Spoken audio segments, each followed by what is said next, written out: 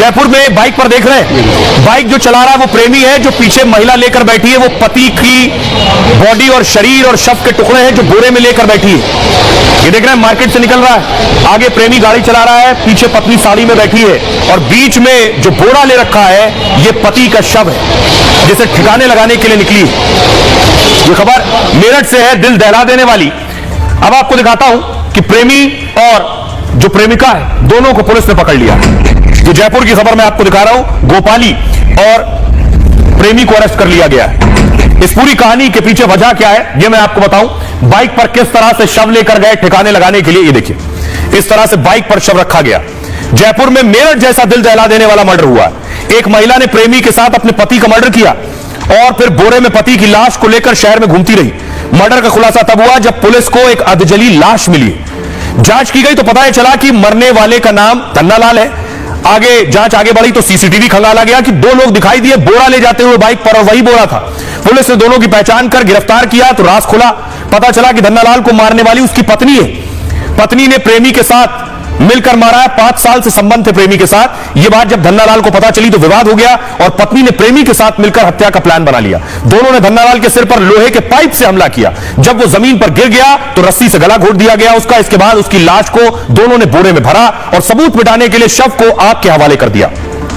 आइए अब आपको सुनवाता हूं, सुनिए जरा मृतक के भाई क्या कुछ कह रहे हैं और पुलिस क्या कह रही है। परंतु पारिवारिक मैटर में खूब समझाया, नहीं समझोगे। परंतु अभी जो ये मैटर हुआ है उनसे 1.5 महीने पहले करीबन उनका एक्सीडेंट हो गया था, तो उनके पैर में फ्रैक्चर हो गई थी, तो वो इतना चल नहीं पाते थे। उनको खाना वगैरह भी दिक्कत करते थे, तो हम देते थे तो हमारे को कुछ गाली गलौज करते थे, पीछे से सामने नहीं आती थी। और इसमें मुझे पुलिस ने कार्रवाई तो करी परंतु मेरे को उचित नहीं लग रही उनकी कार्रवाई। इसमें और भी सस्पेक्ट हो सकते हैं। रूम में इन पति पत्नी का झगड़ा हुआ, फिर हम इसमें दीनदयाल ने तथा इसकी पत्नी गोपी देवी ने दोनों ने मिलकर इसके सिर पे पाइप मारे जिससे बेहोश हो गया और बेहोश होने के बाद में इसका गला दबा दिया जिससे इसकी डेथ हो गई। लेकिन सवाल यह है कि कहीं से खबर आ रही है पत्नी ने पति की हत्या कर दी और कहीं से खबर आ रही है कि पति ने खुद आत्महत्या कर ली। ये शुरू की अभी हाल फिलहाल की 3 तस्वीरें मैं आपको दिखा रहा हूं। मुजफ्फरनगर की तस्वीर है, रीवा की तस्वीर है।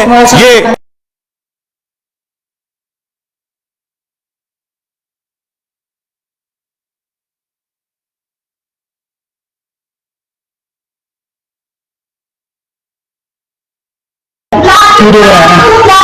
और मेरा आखिरी टाइम है, मैं नहीं जीना चाहती। क्यों? मेरे ससुराल वाले मुझे बहुत परेशान करते हैं। मैं तुम्हारे सामने खाने जा रहा हूँ, मैं क्या करूँ, परेशान हो गई जिंदगी में, वो जीने दे रहे। मैं नहीं मेरे ससुराल, जब मैं नहीं रहने का तो केस क्या बचेगा, कैसे लड़ेगा। 10 लाख रुपए मांगने का इल्जाम और बाकी कुछ छोटी मोटी धाराएं, मारपीट। तो आपने इस तरह के कई वीडियो देखे पिछले दिनों, कई खबरें देखी, लाइव सुसाइड की भी। लेकिन ये हालात पैदा कैसे होते हैं, यहां तक स्थिति कैसे पहुंचती है, उससे पहले संभालने की जरूरत है। अब इसके लिए क्या किया जाना चाहिए, सवाल यह है और ऐसा हो क्यों रहा। शादी सभ्य समाज के सबसे अहम संस्कारों में से एक है और पति पत्नी का रिश्ता सबसे पवित्र रिश्ता माना जाता है। कई बार पति पत्नी के रिश्ते में खटास और दूरी बन जाती है, एक दूसरे को ना समझने या महत्वाकांक्षा में रिश्ता बिगड़ने लगता है। ऐसे में पहली कोशिश एक दूसरे को समझने की होनी चाहिए, यानी पति पत्नी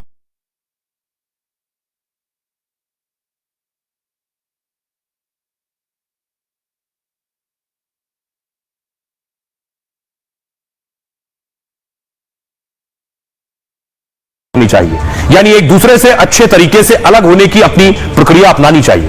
पढ़े लिखे लोगों में दूरी बढ़ने पर तलाक की प्रक्रिया आम है। तलाक के बाद पति पत्नी रिश्तों से अलग होकर आगे बढ़ जाते हैं। लेकिन गांव में अक्सर, कस्बों में, छोटे शहरों में तलाक को लेकर अभी बहुत सी भ्रांतियां हैं। समाज में बहुत से लोग तलाक को अभिशाप और पाप समझते हैं।